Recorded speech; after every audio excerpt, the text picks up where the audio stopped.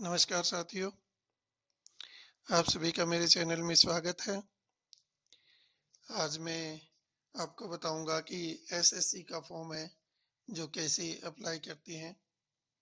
SSC combined higher secondary level के form है जो अभी अप्लाई हो रहे हैं। इसके लिए जो क्वालिफिकेशन है वो 12th पास होना जरूरी है और इसमें ग्रेजुएशन वाले भी है फॉर्म अप्लाई कर सकते हैं। 12th है जो इसके लिए मिनिमम क्वालिफिकेशन है। इसी ऐप पर आप किसी भी जैसे कि आपने किसी भी स्ट्रीम से ग्रेजुएट कर रखा है तो अप्लाई कर सकते हैं। 6 नवंबर से ये जो फॉर्म अप्लाई होने शुरू हो गए हैं। मैं आपको डिटेल जानकारी दूंगा इसके बारे में। और मेरा वीडियो आपको पसंद आ रही है, मेरे द्वारा जो जो जानकारी दी जा रही है वो आपको पसंद आ रही है तो मेरे चैनल को लाइक कीजिए, शेयर कीजिए और सब्सक्राइब कीजिए। आपको मैं ये स्टेप बाय स्टेप बताऊंगा कि कैसे ये जो फॉर्म फिल करना है। तो पहला स्टेप है जो साइट है ssc.nic.in।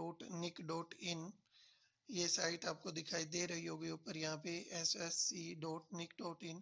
इसका फर्स्ट होम पेज ये ओपन होता है। ये यहाँ पे सभी नोटिस वगैरह आती हैं, लेटेस्ट न्यूज आती है साइट पे। तो हमें जो रजिस्ट्रेशन करना है, फर्स्ट टाइम जो कैंडिडेट अप्लाई कर रहे हैं उसको यहाँ पे राइट साइड में ये कर्सर देखिए, न्यू यूजर रजिस्ट्रेशन नाउ, यहाँ पे क्लिक करना होगा। यहाँ पे क्लिक करने के बाद आपका फर्स्ट पेज है ये ओपन हो जाएगा। आपका फर्स्ट पेज ये ओपन होगा। उसके बाद आपको डू यू हैव आधार, अगर आपके पास आधार आईडी है तो उस आधार आईडी इसके लिए आवश्यक है, क्योंकि स्टार दे रखा है जो भी रेड में है ये आवश्यक है। तो यस करेंगे। यस करने के बाद आधार नंबर, वेरीफाई आधार नंबर, यहाँ पे आप टाइप ऑफ आईडी डालेंगे और इसके बाद आप अपना खुद का नाम डालोगे। यहाँ पे नाम दोबारा से यहाँ पे वेरीफाई करोगे। उसके बाद अगर कभी आपने नाम में चेंज किया है तो उसकी भी डिटेल्स यहाँ डालोगे। फादर्स नेम है यहाँ डालोगे, वेरीफाई करना है फादर्स नेम भी की स्पेलिंग वगैरह है जो ध्यान से आप देखना कि कहीं जो आपकी 10th की मार्कशीट में स्पेलिंग रहती है आपकी खुद की, अपने माता पिता की, तो वही इसमें जो डालनी है स्पेलिंग। मदर्स नेम भी यहीं पे डालना है, फिर मदर नेम वेरीफाई करना है। डेट ऑफ बर्थ भी 10th के सर्टिफिकेट में जो रहता है वही डालना है। फिर एजुकेशन बोर्ड डालना है 10th का, फिर वेरीफाई करना है, फिर रोल नंबर डालना है, फिर वेरीफाई करना है रोल नंबर दोबारा से, ईयर ऑफ पासिंग वेरीफाई। क्योंकि ये एक वन टाइम रजिस्ट्रेशन है इसलिए इसको वेरीफाई करवा रहे हैं। वन टाइम रजिस्ट्रेशन ऐसा होता है कि फिर कभी भी आप जब फॉर्म अप्लाई करेंगे तो दोबारा से आपको ये रजिस्ट्रेशन नहीं करना पड़ेगा। आप लॉगिन आईडी द्वारा लॉगिन करके आप जो कोई भी फॉर्म निकला हुआ होगा वो डायरेक्ट फिल कर सकते हैं, डायरेक्ट अप्लाई कर सकते हैं। इसमें जेंडर वेरीफाई करना है, फिर इसमें आपका मोबाइल नंबर, ईमेल आईडी, ये आपके लिए जरूरी है मोबाइल नंबर होना, और ईमेल आईडी जो स्टार दे रखा है ये जरूरी है। फिर परमानेंट एड्रेस आप यहाँ पे डालोगे कहाँ गए, फिर आप इस बटन को सेव कर दोगे। ये आपने ऐसे सैंपल के तौर पर ये दिखाया गया है पीडीएफ फॉर्म में। ये आधार नंबर है, टाइप ऑफ आईडी है वोटर आईडी कार्ड है, यहाँ पे आईडी डालोगे। फिर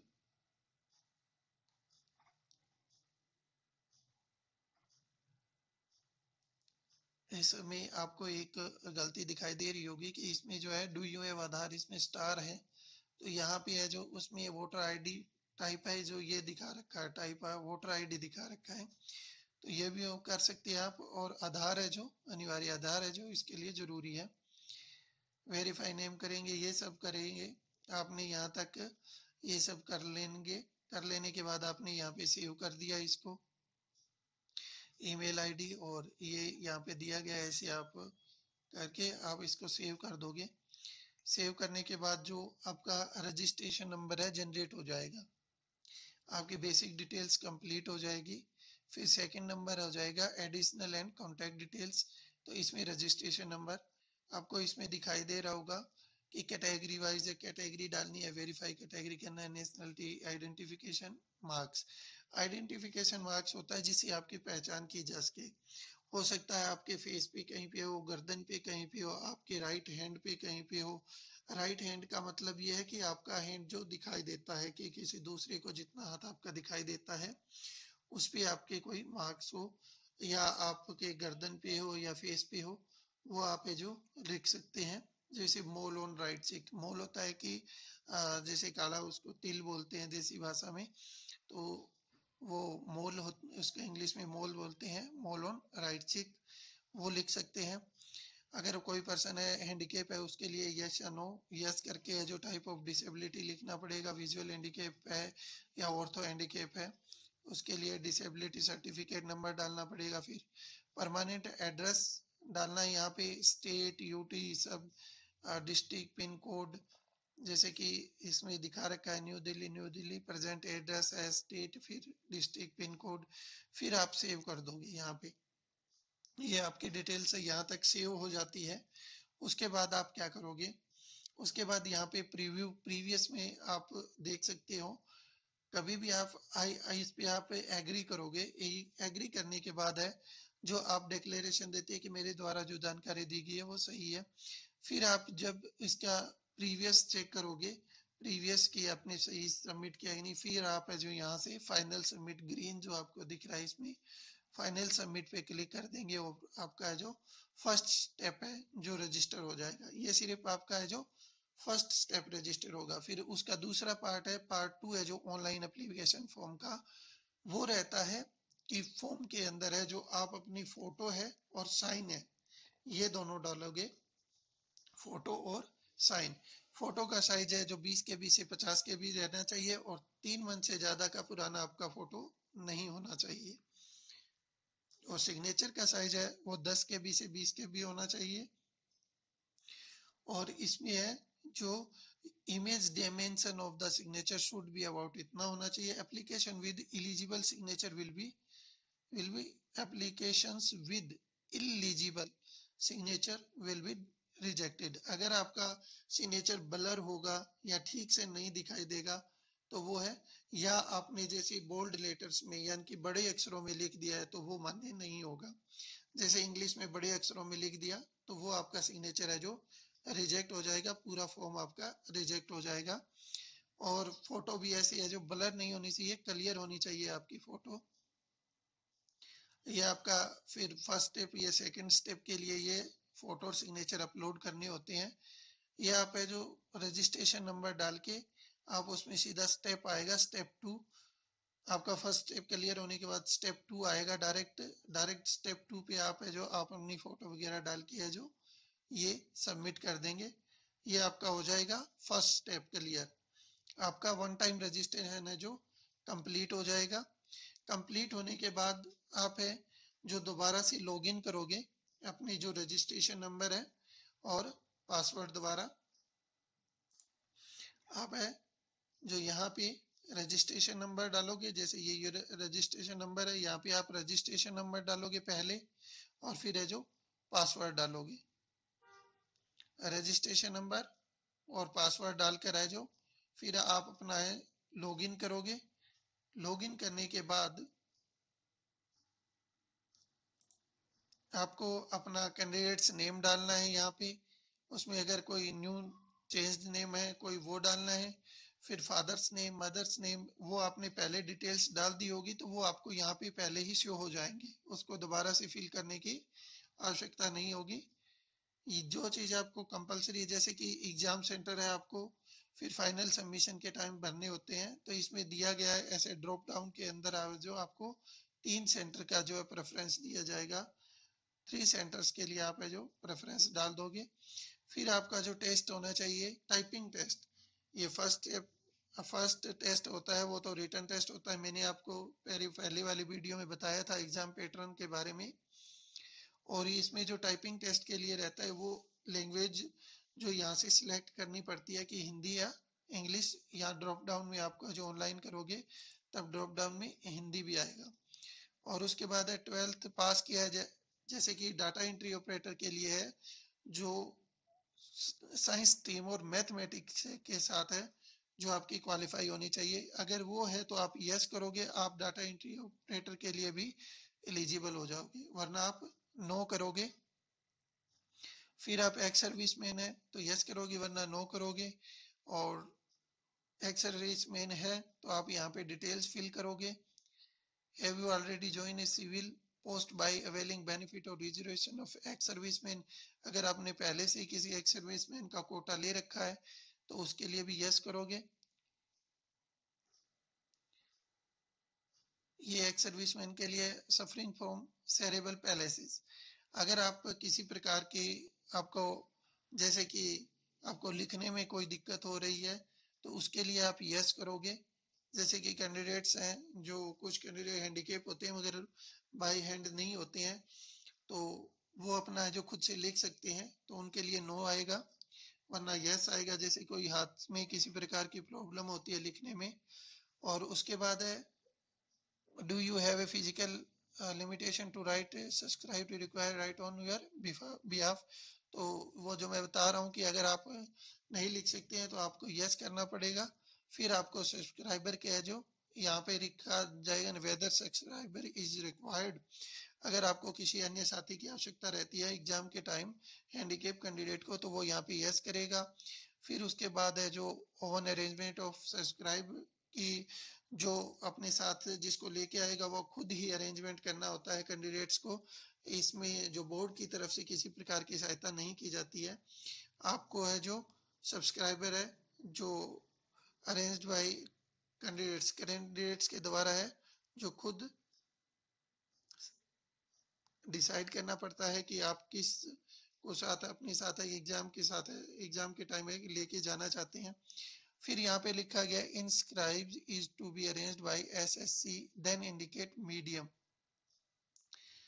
अगर इसमें स्क्राइब जो अगर स्टाफ सिलेक्शन कमीशन द्वारा अरेंज किया जाता है तो अगर आप खुद अरेंज कर सकते हैं तो यस करोगे वरना आप नो करोगे।